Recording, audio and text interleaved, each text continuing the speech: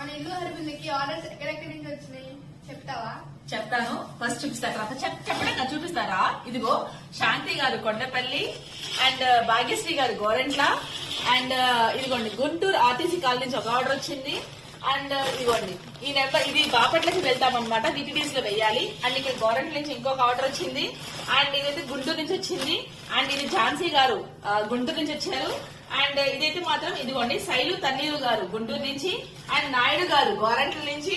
And ఇదైతే బాంబే నుంచి వచ్చింది. ఇది హైదరాబాద్ నుంచి వచ్చింది. ఇది విజయవాడ నుంచి వచ్చింది.